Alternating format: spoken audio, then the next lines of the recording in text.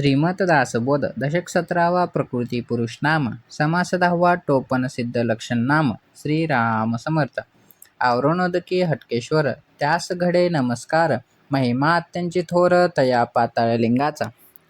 श्रोते हो, समर्थ येथे टोपण सिद्ध लक्षण नाम या समासाची सुरुवात एका प्रतिकात्मक वर्णनेने करतात. म्हणतात, आवरणोदकी हटकेश्वर म्हणजे आवरणांच्या पलीकडे, अज्ञानाच्या पाण्याच्या थरांपलीकडे एक हटकेश्वर आहे, जे अविचल आणि स्थूर आणि गूढ आहे.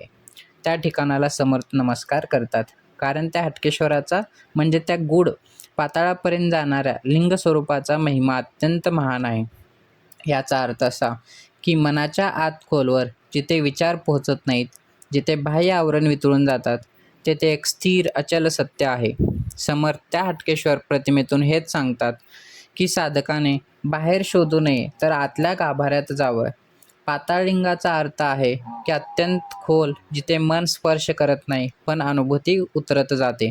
त्या स्थिर, शांत, अदृश्य आधाराला समर्थांचा नमस्कार, कारण साधकाचे सर्व टोनपे, भ्रम, चुकीचे सिद्धांत, खोटे अभिमान याचा नाश तेथेच होतो. समर्थ या ओवीत साधकाला इतकंच सांगू इच्छितात, जीवनात जे दिसतं त्याच्या खाली अजून खोल सत्य दडलेलं आहे. त्या मूळ, स्थिर, न हलणाऱ्या तत्वाला वंदन करा. पुढच्या समासाचं याच खोल सत्याच्या ओळखीला घेऊन जातो. परंतु तेथे जाववे शरीरे दर्शन घडेना, विवेके आणावे अनुमाना तया ईश्वरासी. श्रोते हो, समर्थ येथे एका साध्यंतपणास अत्यंत खोल संदेश देतात. म्हणतात, परंतु तेथे जाववे त्या ईश्वराच्या, त्या अंतर्मुख तत्वाच्या ठिकाणी आपण जाऊ शकत नाही, कारण ते स्थान बाहेर कुठे नसून आपल्या आत्म्यातील सूक्ष्म प्रदेशात आहे. पुढे ते म्हणतात, शरीरे दर्शन घडेना. या स्थूल देहाने, डोळ्यांनी आपल्याला ते पाहता येत नाही, हातांनी स्पर्श करता येत नाही. शरीर ज्या गोष्टीपर्यंत पोहोचू शकत नाही त्या सर्व बाहेरच्या आहेत, पण ईश्वराचं स्वरूप बाहेर नसून अंतर्मुख आहे. मग ईश्वरापर्यंत पोहोचण्याचा मार्ग काय? समर्थ सांगतात, विवेके आणावे अनुमाना. त्याचा शोध विवेकाने, शांत विचाराने, अंतर्मुख विचिंतनाने घ्यायचा. जिथे इंद्रिय पोहोचत नाहीत तिथे बुद्धीचा दिवा लावावा लागतो. साधकाने शांत बसून बाहेरचं गोंधळ बाजूला ठेवून सूक्ष्म विचाराने त्या तत्वाचा अंदाज, त्या उपस्थितीची जाणीव घ्यावी. आणि हे सगळं त्या ईश्वराशी, त्याच परमेश्वराच्या ओळखीकरता ईश्वराला शरीरानं नाही तर विवेकानं आणि अंतर्यागानं भेटावं. समर्थांचा संदेश अगदी स्पष्ट. देहाच्या डोळ्यांनी ईश्वर दिसत नाही, पण विवेकाच्या डोळ्यांनी ते सहज जाणवतो.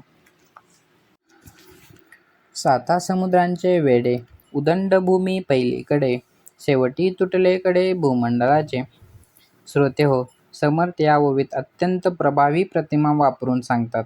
साता समुद्रांचे वेढे म्हणजे काय, तर ते कल्पनेपलीकडचा फैलावलेला असा समुद्रांचा विस्तार.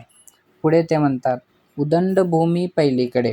हे सर्व समुद्र साऱ्या भूभागाच्या पलीकडे, जे मोजता येणार नाही इतकं विस्तृत आहे. आणि नंतर ते शेवटी तुटले कडे भूमंडळाचे. जणू या विशाल जगाला अखेरचा काटच नाही. भूमंडळ जिथे संपते तिथे सीमाही दिसत नाही. या वर्णनातून सांगायचा एकच हेतू आहे, तर ईश्वराच्या तत्वाला कुठलीही सीमा नाही. भूमीचा, समुद्राचा, दिशांचा, प्रदेशांचा जो विस्तार आहे तोही मर्यादितच आहे. पण समर्थ सांगतात की या परमतत्वापर्यंत जाण्यासाठी तुम्ही सर्व सीमांचे, सर्व कड्यांचे, सर्व मर्यादांचे ध्यान सोडून द्यायचे आहे. जिथे जग संपते तिथून ईश्वराचा प्रदेश सुरू होतो. याचा अर्थ समर्थ सूचित करतात. म्हणून साधकाला संदेश देतात, जगाच्या सीमांनी, देशकालाने, बाहेरच्या भावाने ईश्वराची ओळख होत नाही. जिथे भूमंडळाचे कडे तुटून जातात तिथे अंतर्मुख शांततेत ईश्वर जाणवतो. सात समुद्र ओलांडावे, तेथे जाणे कैसे फावे, म्हणून विवेक असावे साधू जन. श्रोते हो, समर्थ आता साधकाला थेट संदेश देतात. म्हणतात, 7 समुद्र ओलांडावे म्हणजे ईश्वराला जाणायचं असेल तर जणू 7 सप्त समुद्र ओलांडावे लागतील, इतकी मोठी मेहनत, खोल साधना लागते.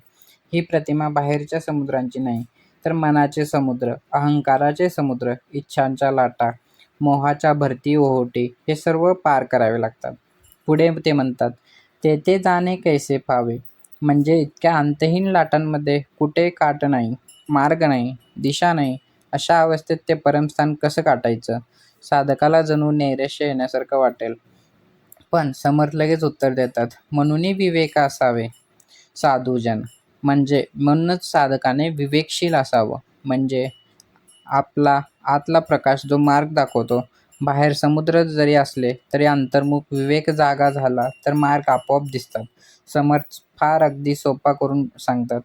जीवनाच्या 7 समुद्रांच्या अडचणी, इच्छा, राग, मोह यांच्या लाटांमध्ये अडकू नका. शांत विवेक धरला तर परमसत्वापर्यंत पोहोचणं सहज शक्य आहे. जे आपणास नव्हे ठावे, ते जाण त्यास पुसावे. मनोवेगे त्याने फिरावे, हे तो घडेना. समर्थ येथे साधकाचा एक मोठा दोष अगदी थेट सांगतात. ते म्हणतात, जे आपणास नव्हे ठावे, ते जाण त्यास पुसावे. ज्या गोष्टींची आपल्याला काहीही खबर नाही, अनुभव नाही, समज नाही, त्या गोष्टींबद्दल आपण लगेच इतरांना विचारत फिरतो. मला कळत नाही, पण कोणीतरी सांगेल, अशा भावनेने आपण बाहेरच धाव घेतो. पुढे समर्थ म्हणतात, मनोवेगे त्याने फिरावे. मनात विचाराची एक छोटी ठिणगी पेटली की लगेच देह हलू लागतो, पाय चालू लागतात, मन बेचैन होतं. जणू काहीतरी शोधूया, कुणाला तरी विचारूया असा अनावर वेग हा अस्थिरपणा साधनेला आडवा येतो. आणि मग समर्थ अंतिम ठोक तळा देतात आणि ते म्हणतात, हे तो घडेना. असं करूनही कधीही साधना सफल होत नाही. बाहेर विचार फिरून, मनाच्या वेगावर चालून अस्थिरतेतून सत्य सापडत नाही. जे ठावयाला हवं ते आपल्या अंतर्मुख विचारातून, शांततेत, विवेकातून येतं, बाहेर पडण्यातून नाही. समर्थांचा संदेश स्पष्ट आहे. मनाचा वेग कमी करा, बाहेर फिरू नका. जे कळत नाही ते आधी स्वतःच्या अंतरंगात तपासा. बाहेर विचारणं नाही तर आत पाहणं हेच साधनेचं मूळ आहे. जे चर्मदृष्टीस नव्हे ठावे, ते ज्ञानदृष्टीने पहावे. ब्रह्मांड विवरून राहावे समाधाने. श्रोते हो, समर्थ या ओवीत साधकाला एक अत्यंत सूक्ष्म पण निर्णायक दिशा देतात. ते म्हणतात, जे चर्मदृष्टीस नव्हे ठावे. जगात बरीच सत्य अशी आहेत जी डोळ्यांनी दिसत नाहीत. हे आपल्या साध्या तत्वादृष्टीची मर्यादा आहे. बाह्य नेत्र फक्त रूप पाहतात, पण सत्य अजून खोल असतं. म्हणूनच पुढचं वचन, ते ज्ञानदृष्टीनं पाहावे. समर्थ सांगतात की जेथे डोळे थांबतात तेथे ज्ञानाची दृष्टी सुरू होते. विवेक, अभ्यास, अंतर्मुख चिंतन हीच खरी दृष्टी, ज्याने आपण अडथळ्यांच्या पलीकडचं पाहू शकतो. बाहेरचं न पाहता आत जगावलेलं ज्ञान जे दाखवतं तेच खरं दर्शन.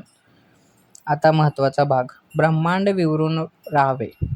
साधकाने ज्ञानाच्या दृष्टीने पाहिलं तर संपूर्ण ब्रह्मांड जणू उघडून जातं. बाह्य रूप नव्हे तर त्यामागचं तत्त्व समजायला लागतं. जग कसं चालतं, विचार कसे तयार होतात, जीव, प्रकृती, पुरुष, कारण, कार्य हे सर्व एक एक करून उलगडलं जातं. संचार चक्राचं रहस्य हळूहळू स्पष्ट होतं. आणि मग शेवटचं सार, समाधाने. ज्याने ज्ञानाच्या दृष्टीने पाहायला शिकलं त्याला विश्वाचा खोल संबंध समजला. त्याच्या मनात एक विलक्षण समाधान उतरतं. मला ते जाणायचं आहे, ते मला दिसतंय, अशी शांतता. शोध संपतो, धावपळ थांबते, आतमध्ये एक स्थिर प्रकाश पेटतो. समर्थांचा एवढंच संकेत आहे त्यात अत्यंत साधा सरळ. डोळ्यांनी जे दिसत नाही ते शिकण्यासाठी मनात विवेकाची ज्योत पेटवा. इंद्रियांची मर्यादा असतात पण ज्ञानाची नाही. ज्ञानाच्या दृष्टीने पाहिले की संपूर्ण जग उघडतं आणि मन समाधानी होतं. मध्ये आहे भूमीचे चढळ, म्हणून आकाश आणि पाताळ. ते चढळ नसतो अंतराळ चहूकडे. श्रोते हो, समर्थ इथे विश्वरचनेचा एक अत्यंत सुंदर आणि अत्यंत सूक्ष्म अर्थ समोर ठेवतात. ते म्हणतात, मध्ये आहे भूमीचे चढळ. आपण ज्या पृथ्वीवर उभे आहोत ही सतत हालचालींनी भरलेली आहे. वारा वाहतो, नद्या वाहतात, जीव फिरतात, कामं चालतात. संपूर्ण भूमी म्हणजे चंचलता, धावपळ, बदल. म्हणून तिला ते चढळ म्हणजे हालचालांनी भरलेली असं म्हणतात. पुढे म्हणतात, म्हणून आकाश, पाणी आणि पाताळ या चंचल पृथ्वीच्या 2 बाजू मानल्या. वर आकाश, खाली पाताळ. हे दोन्ही स्थाने आपल्याला कल्पनेत मोठी, गूढ, दूरची वाटतात, पण समर्थ हाच गैरसमज मोडतात. ते चढळ नसतो अंतराळ, म्हणजे जे खरे अंतराळ हे आहे तिथे आकाश पाताळ म्हटलं जातं. ते चंचल नाही, तेथे धावपळ नाही, बदल नाही, हालचाल नाही. ते संपूर्ण स्थिर, शांत, विस्तारलेल्या शांततेचे क्षेत्र आहे. पृथ्वी चंचल आहे पण तिच्या भोवतीचे अंतराळ अगदी शांत आणि निर्विकार आहे. आणि मग शेवटी चहूकडे. हे सांगताना समर्थ म्हणतात की पृथ्वीचा चंचलपणा हे फक्त तिच्याकडे पाहिलं तर दिसतं, पण तिच्या चारही बाजूंनी म्हणजे बाहेरच्या अंतरात सर्वत्र एकच शांतता आहे. त्या विशाल शांततेत पृथ्वीचं चढळपणा अगदी नगण्य ठरतं. समर्थांचा एकच संदेश आहे यातून, आपण ज्या चंचल पृथ्वीवर राहतो तेथे सतत हालचाल आहे, पण जेव्हा दृष्टी वर खाली बाहेर म्हणजे अंतराकडे जाते, मग लक्षात येते की जगाच्या गोंधळापलीकडे एक गाढ शांतता आहे. साधकाने बाह्य चंचलेत अडकू नये, अंतरासारख्या शांत स्थिर अवस्थेकडे जाणं हेच साधनेचं खरं लक्ष्य आहे. तयास परब्रह्म म्हणावे, जे उपाधी वेगळे स्वभावे, जेथे दृश्यमायेचा नावे शून्याकार. समर्थ या ओवीत साधकाला अत्यंत सूक्ष्म आणि अंतम तत्वाच्या दिशेने नेतात. म्हणतात, तयास परब्रह्म म्हणावे. ज्याबद्दल ते मागील ओवीमध्ये शांत, निर्विकार, चढळ नसलेल्या अंतराळाचा उल्लेख करतात, त्या स्थिर, निर्विकल्प तत्वालाच परब्रह्म म्हणतात. म्हणजे जे अखेरचं सर्वोच्च, सर्वाच्या पलीकडचं आहे. पुढे ते स्पष्ट करतात, जे उपाधी वेगळे स्वभावे. परब्रह्माची एक अतिशय महत्त्वाची खूण आहे. त्याला कोणतीही उपाधी, नाव, रूप, आकार, गुण, लेप, मर्यादा काहीही लागू पडत नाही. जगातलं प्रत्येक वस्तू काही ना काही उपाधी घेऊन उभी असते. रंग, रूप, आकार, काम, आकार. परंतु परब्रह्म स्वतःभोवतीच त्या सगळ्यांच्या पलीकडे आहे. ना त्याला स्वरूप आहे, ना सीमा, ना छटा. ते अगदी शुद्ध, निर्गुण, निराधार अस्तित्व आहे. मग पुढचा अत्यंत गूढ मुद्दा, जेथे दृश्य मायेच्या नावे शून्याकार. समर्थ सांगतात की ज्या ठिकाणी आपण दृश्य म्हणतो, ज्या गोष्टी डोळ्यांना दिसतात, रूप घेतात, मोजता येतात, त्या साऱ्या मायेची क्षेत्र आहेत. त्या सारे दृश्य अदृश्य रूपांची नावे, रूपे, आकार हे परब्रह्मात जातात, शून्य ठरतात. म्हणजे परब्रह्माच्या दृष्टीचे हे सारे रूप, नावे, दृश्यता यांना किंचितही स्वतंत्र अस्तित्व नाही. ते तिथे पोचतच आकाररहित होतात. जेथे तेजस्वी प्रकाशात सावलीच राहत नाही. जसं परब्रह्माच्या प्रकाशात मायेची नावे व रूपांची सत्ता संपते. हा सारांश असा की समर्थ सांगतात की जेव्हा साधक पृथ्वीच्या चंचलनापलीकडे अंतराच्या शांतीतून अधिक पुढे जातात, तेव्हा तो एक त्या तत्वाशी भिडतो ज्याला कोणतेही नाव, रूप लागत नाही. तेच परब्रह्म. त्या स्थितीत जगातील दृश्य मायिक रूपे शून्य समासान भासतात, कारण त्या सर्वोच्च तत्वाच्या तुलनेत अस्तित्व ठेवूच शकत नाही.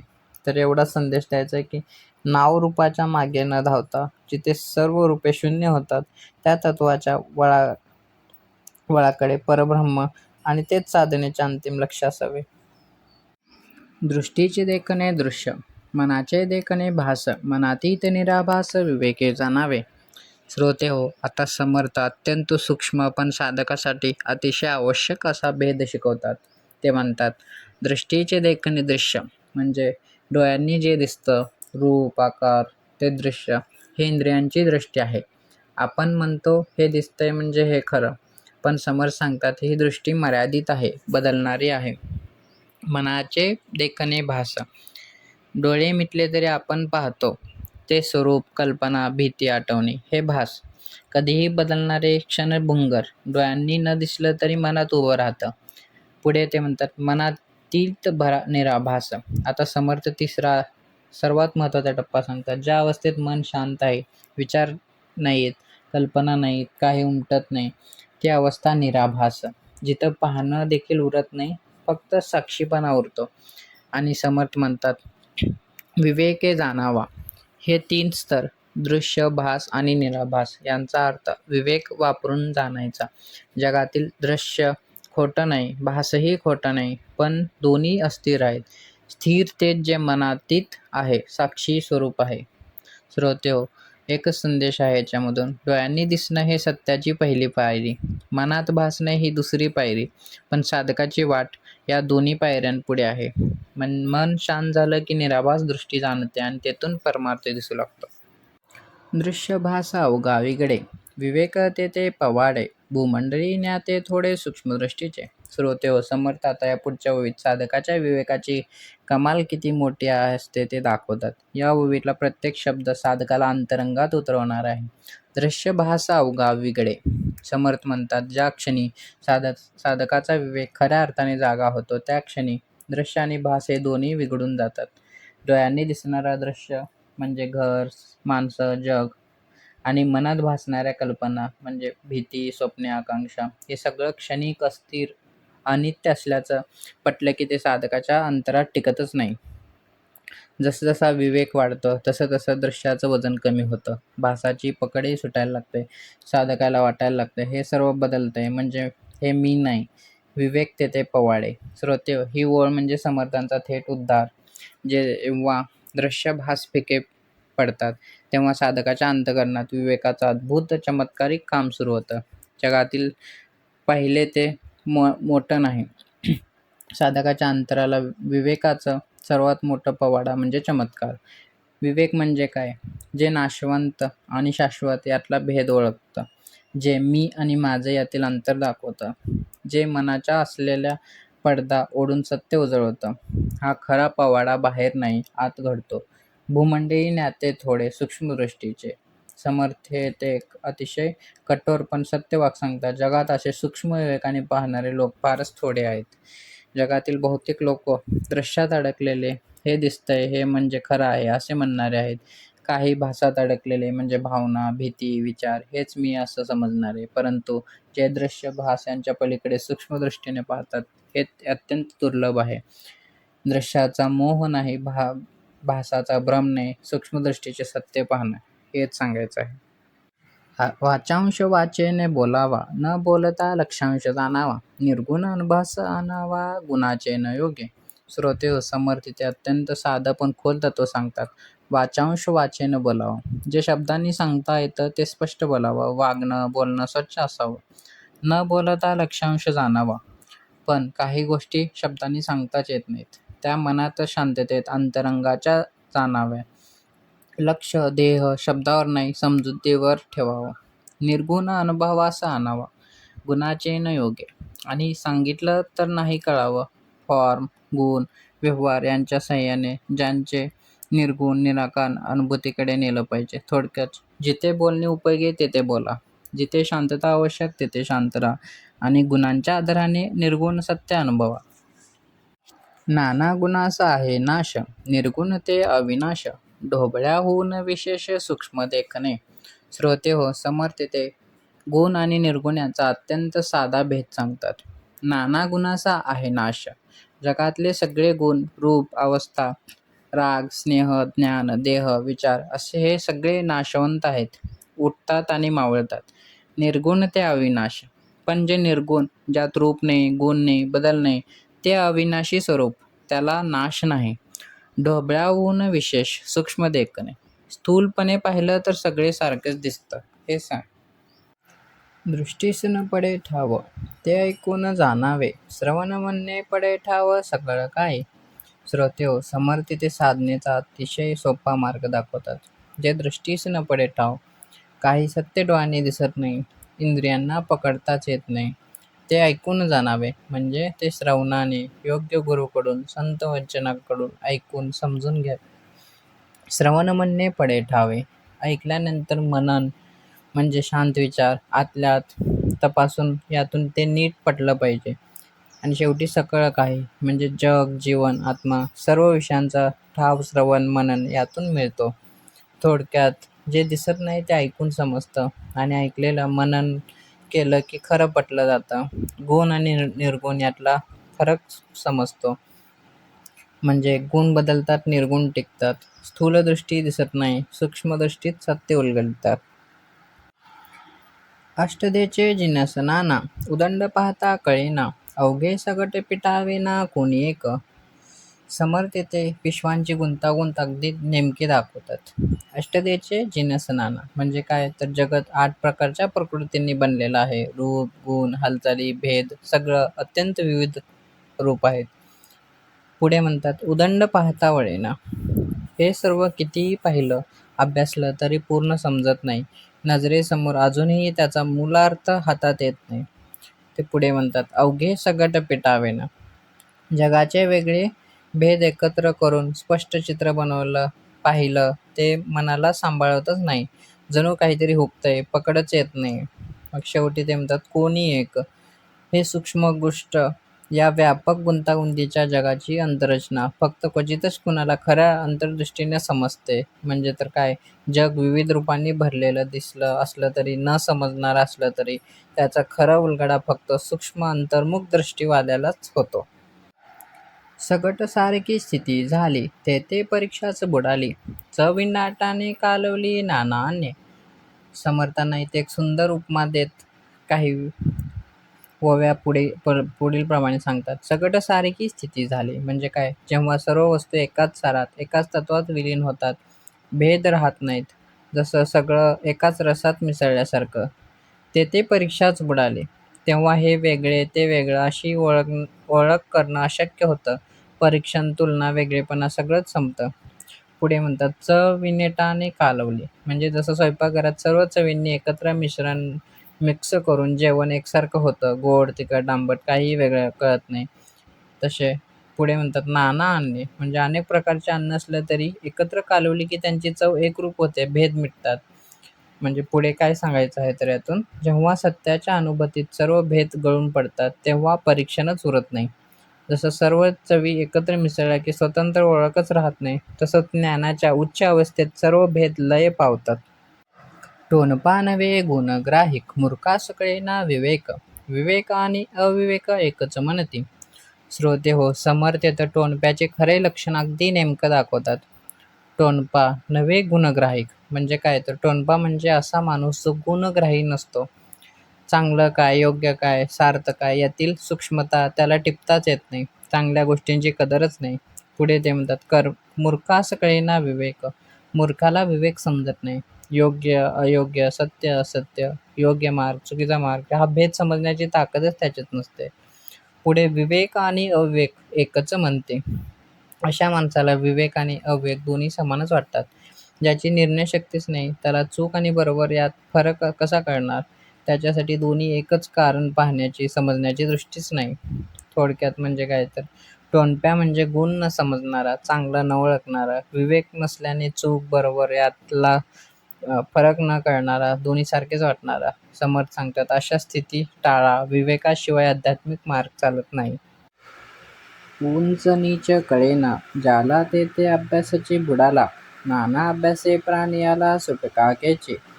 श्रोतेहो, समर्थ इथे अध्ययन आणि साधनेत अज्ञानाचं संकट स्पष्ट करतात. उंच नीच कळेना ज्याला, ज्याला काय उंच, काय नीच, काय श्रेष्ठ, काय अश्रेष्ठ, काय योग्य, काय अयोग्य हेच कळत नाही, ज्याची समजच ढोबळ आहे, तेथे अभ्यासाची बुडाला. अशा माणसाचा अभ्यास, साधना, प्रयत्न सर्वच वाया जातात. कारण मूलभूत ओळखच चुकीची असतात. पुढची पायरी कशी चढणार? नाना अभ्यासे प्राणी आला सुटका कैची. अशा ढोबळ समज असणाऱ्यांनो किती अभ्यास केला, किती माणसांच्या पद्धती, शास्त्रे, मार्ग अवलंबले, यातून खऱ्या अर्थाने सुटका, मुक्ती, समाधान मिळत नाही. थोडक्यात तर काय, उंच नीच, योग्य अयोग्य याचा विवेक नसल्यास कितीही प्रयत्न केले तरी साधना पूर्ण होत नाही. विवेकाशिवाय सुटका नाही हा समर्थांचा ठाम उपदेश. वेड लागून झाले ओंगळ, त्यास सारखेच वाटे सकळ.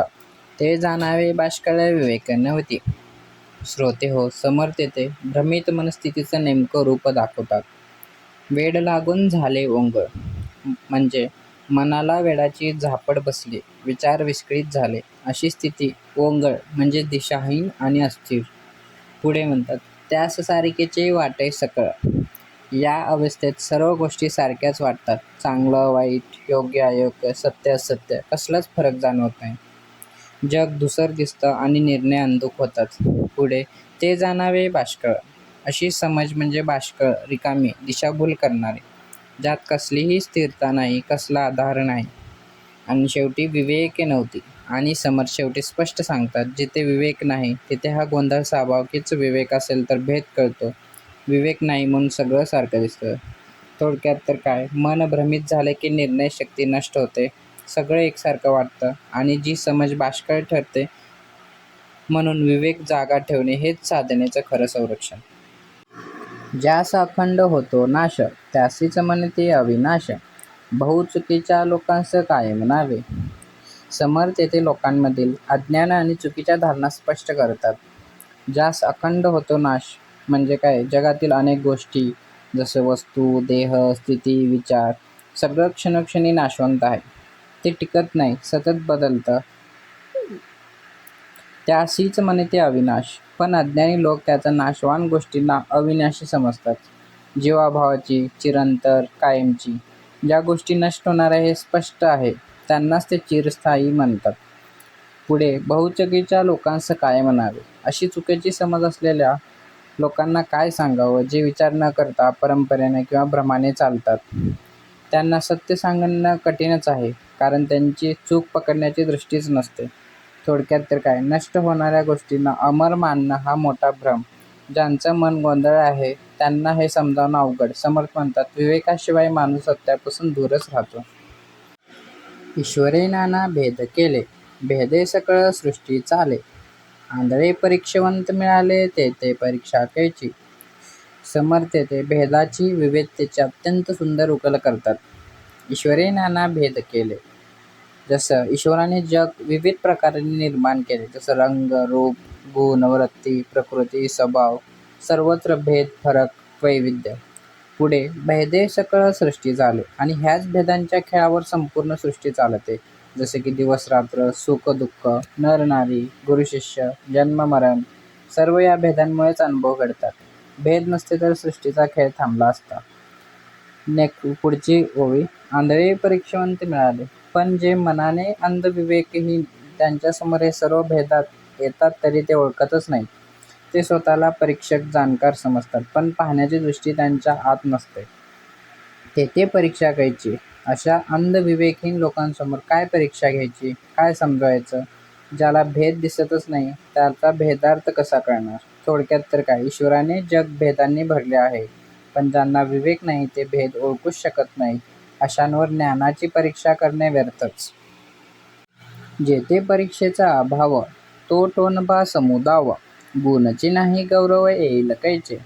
श्रोते हो, समर्थ ते अत्यंत सूक्ष्म आणि कठोर सत्य सांगतात. जेथे परीक्षेचा अभाव म्हणजे काय, तर ज्या व्यक्तीकडे विवेक नाही, चाचपणी नाही, तपास नाही, ज्याला काय योग्य अयोग्य, काय खरे खोटे, काय श्रेष्ठ अश्रेष्ठ याची परीक्षा करण्याची क्षमता नाही, तो टोनपा समुदाव. असा माणूस आध्यात्मिक दृष्ट्या टोनपा मूर्ख म्हणजे थांबवलेला, ज्ञानात नाही, विचारात नाही, आणि परीक्षेचा कसंच लागत नाही. तो सत्य असत्य एकसारखा मानतो. गुणचीही नाही गौरव. जिथे कसोटीच नाही तिथे गुण कधी दिसणार? गुण ओळखायला दृष्टीच नसेल तर गुणांचा गौरव कसा होणार? पुढे काय, काय येईल कैचे. तेथे काय उदयाला येणार? कसली प्रगती होणार? ज्ञान, साधना, उन्नती कशाचा आधार? थोडक्यात काय तरी, विवेकाशिवाय गुण प्रगटत नाही. जेथे परीक्षा नाही तेथे सुधारणा नाही. समर्थ म्हणतात, परीक्षा म्हणजेच प्रगतीचा पाया. ती नसली की माणूस टोनपाच राहतो. खरे खोटे एकची झाले, विवेकाने काय केले. असार सांडून सार घेतले, साधूजने. श्रोते हो, समर्थ ते विवेकाची खरक ओळख नेमकी अगदी सांगतात. खरे खोटे एकची झाले. अनेक लोकांच्या मनात एक मोठा गोंधळ. त्यांना खरं आणि खोटं सारखंच वाटतं. जे योग्य तेही तितकंच आणि जे अयोग्य तेही तितकंच. त्यांच्यासाठी दोन्ही एकच भेदाचा भाव. विवेकाने काय केले. विचार नाही, तपास नाही, कसोटी नाही, मग त्या माणसाला विवेकाचा उपयोग कसा होणार? विवेकाचा प्रकाश नसेल तर खऱ्या खोट्याचा फरकच कसा पडणार? असार सांडून सार घेतले, साधूजनी. पण साधूजन ज्यांना विचाराची डोळस दृष्टी आहे, ते निरर्थक, असार, क्षणिक, नाशवान गोष्टीला बाजूला ठेवतात आणि खरे कायमचे आत्मतत्वाचे सार पकडतात. हीच खरी साधना, असार सोडणं आणि सार धरणं. थोडक्यात, जे खरं खोटं सारखं मानतात त्यांना विवेक लाभत नाही. साधूजन मात्र निवड करतात, असार टाकून सार स्वीकारतात. हीच समर्थांची शिकवण. उत्तम वस्तूची परीक्षा, कैसी घडे न तद्रक्षा. दीक्षाहीनापासे दीक्षा येईल कैची. श्रोते हो, समर्थ ते एक अतिशय निर्णायक मुद्दा स्पष्ट करतात. उत्तम वस्तूची परीक्षा, कैसे घडे न तद्रक्षा. ज्याची दृष्टीच खालची, कमकुवत, गढूळ, त्याला उत्तम वस्तूंची परीक्षा कशी जमणार? ज्याच्या हातात सूर नाही त्याला राग ओळखता येत नाही. अगदी तसंच ज्याचं मनच अडगळीत असेल त्याला श्रेष्ठतेचा ठाव कसा लागणार? दीक्षाहीनापाची दीक्षा येईल कैची. आणि ज्याच्याकडे दीक्षा नाही, गुरुकृपा नाही, साधना नाही, स्थिरता नाही, त्याच्याकडून ज्ञानाची दीक्षा कशी मिळणार? ज्याच्याकडे ज्योतीच नाही, तो दुसऱ्याला उजेड कसा देईल? थोडक्यात सद्गुरूंचं म्हणणं असं आहे, खालचा दृष्टीचा माणूस श्रेष्ठतेची परीक्षा करू शकत नाही आणि ज्याच्याकडे दीक्षा नाही त्याच्याकडून ज्ञान कधीच मिळत नाही. समर्थ म्हणतात, साधकाने योग्य दृष्टी आणि योग्य गुरु शोधला पाहिजे, तेव्हाच मार्ग खुलतो. आपले न ओंगळपणे दिशा करून शौच नेणे, वेदशास्त्री पुराणे त्यास काय करीती. श्रोते हो, समर्थ ते अज्ञानावर प्रखर बाण सोडतात. आपले पण ओंगळपणे दिशा करून शौच नेणे. माणूस जर स्वभावच भोंगळ, असमंजस विचारी असेल, जर तो चुकीच्या दिशेने शौच नेतो, मार्ग चुकतो, वर्तन चुकतो, निर्णय चुकतात, त्याच्या सर्व कृती उलटसुलट दिशाहीन होतात. वेदशास्त्रे पुराणे त्यास काय करीते. अशा वंगळ मनाला वेदशास्त्र पुराण काय करणार? महान ग्रंथ त्याच्या जीवनात प्रकाश आणू शकणार नाही, कारण दृष्टीच विस्कटलेली आहे. ज्याच्या मनात स्थैर्य नाही, विवेक नाही, तो महान शास्त्रांनाही आपल्या वंगाळ बुद्धीने वळवतो. थोडक्यात तर काय, विचार वंगाळ असेल तर शास्त्रेही उपयोगी पडत नाहीत. मार्ग बाहेर नाही, मनात सरळ करणे गरजेचं आहे. आधी राखावा आचार, मग पहावा विचार. आचार विचारे पहिले पार पाविजे तो. श्रोते हो, समर्थ ते साधनेचा अगदी मूलभूत नियम सांगतात. आधी राखावा आचार. सुरुवात नेहमी आचारापासून. वर्तन शुद्ध, जीवन शिस्तबद्ध, दिनचर्या नीटस, संयम, सत्य, स्वच्छता, नम्रता, सत्व हे आधी पक्क केलं पाहिजे. आचार बिघडलेला असेल तर साधनेला आधारच राहत नाही. मग पहावा विचार. आचार सुरळीत झाला की विचार, विवेक, मन, आध्यात्मिक समज हे विकसित होतात. मन स्थिर असेल तरच विचार स्पष्ट होतो. आचार विचार पैल पार पाविजे तो. आचार आणि विचार दोन्ही योग्य मार्गावर आले की माणूस पैलपार म्हणजेच परमार्थिक सत्यापर्यंत पोहोचतो. हा दोन्हींचा संगमच साधनेचं फळ देतो. आचार हा पाया, विचार ही उंची. दोन्ही नीट एकत्र आले की जीवन पार उतरतं. जे नेमकास न कळे, ते बाष्कळास केवी कळे. डोळस ठकती आंधळे कोण्या कामाचे. श्रोते हो, समर्थ ते ज्ञान आणि अज्ञान यांच्यातील स्पष्ट रेषा दाखवतात. जे नेमकास न कळे, ते बाष्कळास केवी कळे. ज्या विषयाचा ठोस नेमका अर्थही ज्ञानी, बुद्धिमान, विवेकी व्यक्तीला नीट समजायला वेळ लागतो, तोच विषय असमज, अविवेकी, बाष्कळ व्यक्तीला कसा कळणार, हेच समर्थ विचारतात. डोळस ठकती आंधळे कोण्या कामाचे. ज्याच्याकडे पूर्ण डोळसपणा, अविवेक आहे, तोही ह्या सूक्ष्म तत्वांपुढे कधी थबकतो, थोडा थांबतो, शोध घेतो. मग ज्याच्याकडे दृष्टीच नाही, आंधळा, अविवेकी, तो कोणत्या उपयोगाचा? त्याच्याकडून समज, विचार, परीक्षा काहीच शक्य नाही. ते सद्गुरू म्हणतात, जे तत्व ज्ञानी लोकांनाही कठीण आहे, तो अविवेकीला तर अशक्यच आहे. विचाराची दृष्टी नसेल तर ज्ञानाचा लोभ होत नाही, ही समर्थांची कठोर पण खरी शिकवण आहे. पाप पुण्य स्वर्ग नरक, अवघेच मानिले एक. विवेक आणि अविवेक काय मानावी. श्रोते हो, समर्थ ते माणसाच्या गोंधळलेल्या दृष्टीवर बोट ठेवतात. पाप पुण्य स्वर्ग नरक अवघेच मानिले एक. काही लोकांच्या नजरेत पाप पुण्य, चांगलं वाईट, स्वर्ग नरक सगळंच एखाद्या एकसारख्या रंगात दिसतं. भेदाची जाणच नाही. जे योग्य तेही चालतं आणि अयोग्य तेही तितकंच, अशी विचित्र समज आहे. विवेक आणि अविवेक काय म्हणावे. अशा माणसापासून काय अपेक्षा करणार. विवेक म्हणजे योग्याचं भान, अविवेक म्हणजे अज्ञानाचा अंधार. पण ज्याला दोन्ही एकसारखे वाटतात त्याला कोणता धरावा, कोणता सोडावा. समर्थ म्हणतात, ज्याला पापात आणि पुण्यात फरक नाही, त्याला विवेक आणि अविवेक समजणं अशक्य आहे. भेद ज्ञान नसेल तर माणूस पाप पुण्य, योग्य अयोग सगळं एकच समजतो आणि तेथूनच अधःपतन सुरू होतं.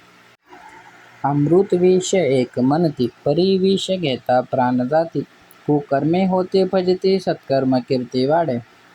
लोकांच्या बोलण्यात अमृत आणि विष दोन्ही शब्दांनी एकच वाटतात, पण अनुभव सांगतोय की विष घेतले तर जीव जातो आणि अमृत मिळाले तर आयुष्य वाढते. हेच कर्मांसाठीही तंतोतंत लागू होते. गंभीर भावार्थ म्हणजे कुकर्म दिसायला छोटं दिसतं, पण त्याचा एक क्षण संपूर्ण आयुष्याची फजिती करून जातो. जसं विषाचा थेंबही जीव घेतो, सत्कर्म सुरुवातीला कठीण वाटतात, पण त्याची छाया आपल्याला संरक्षण, मान, कीर्ती देत राहते. जसा अमृताचा थेंब आयुष्यभर फायदा देतो. म्हणजेच काय, तर शब्दांनी दोन्ही सारखे वाटतात, पण परिणामांनी आकाश-पाताळाचा फरक आहे. वाईट कृती माणसाला लोकांमध्ये हसवते, चांगली कृती माणसाला लोकांच्या मनात बसवते. इहलोक आणि परलोक, जेथे नाही साकल्य विवेक, तेथे अवघेच निरर्थक सकळ काही. या लोकातलं जीवन असो किंवा परलोकातील फल, ज्याच्याकडे पूर्ण विवेक नाही त्याच्यासाठी दोन्हीही अर्थहीन ठरतात. जीवनाचं सार समजण्यासाठी विवेक हा मुख्य दिवा आहे. हा दिवा नसेल तर इहलोकाची वाटही अंधारात आणि परलोकाची वाटही अंधारात. विवेकशून्य माणूस ना इथलं नीट जगू शकतो, ना तिथलं काही मिळवू शकतो. संपत्ती, शिक्षण, कर्म, पूजा, परलोकाच्या कल्पना हे सगळं निरर्थक, जर त्याच्या मागे विवेक नसेल तर. जसा डोळे नसलेल्या माणसाला समोर पर्वत असो व रत्न दोन्हीचा उपयोग शून्य, तसं विवेक नसलेल्या माणसाला इहलोक किंवा परलोक दोन्ही निरर्थक. म्हणून संत संगेची जावे, सतशास्त्रचे श्रवण करावे, उत्तम गुणांचा अभ्यासावे नाना प्रयत्ने. श्रोतेहो, समर्थ हा अंतिम ओवीत साधनेचा संपूर्ण मार्ग एकत्र करून सांगतात. म्हणून संत संगेची जावे, म्हणून मनुष्याने नेहमी संत संगात राहावं. संतांच्या सहवासात विचार शुद्ध होतो, दृष्टी निर्मळ होते. सतशास्त्राचे श्रवण करावे, सत्यशास्त्रांचं विवेकपूर्ण ग्रंथांचं श्रवण करावं. योग्य ज्ञान ऐकल्याशिवाय मनाचा गोंधळ कमी होत नाही. उत्तम गुणांचा अभ्यासावे, चांगले गुण, सद्वृत्ती, विवेक, संयम यांचा सातत्याने अभ्यास करावा. फक्त ऐकणं नाही तर जीवनात उतरवणं महत्त्वाचं. नाना प्रयत्न, आणि त्यासाठी सतत प्रयत्न साधना मेहनत करावी. 1-2 दिवसांचा मार्ग नाही तर हा अखंड अभ्यासाचा मार्ग आहे. श्रोतेहो, समर्थ सांगतात, भ्रम, ज्ञान, अविवेक दूर करायचं असेल तर 3 गोष्टी अत्यंत आवश्यक आहेत. पहिली संत संग, दुसरं सतशास्त्र श्रवण, तिसरं उत्तम गुणांचा अभ्यास आणि सतत प्रयत्न. हीच खरी साधनेची दिशा आहे. समास समाप्त सार. अशा रीतीने प्रोनपसिद्ध लक्षण समास पूर्ण होतो. समर्थांचा संदेश एकच आहे, विवेक, सत्संग आणि अभ्यास याशिवाय जीवनातील खरी दिशा मिळत नाही. जय जय रघुवीर समर्थ.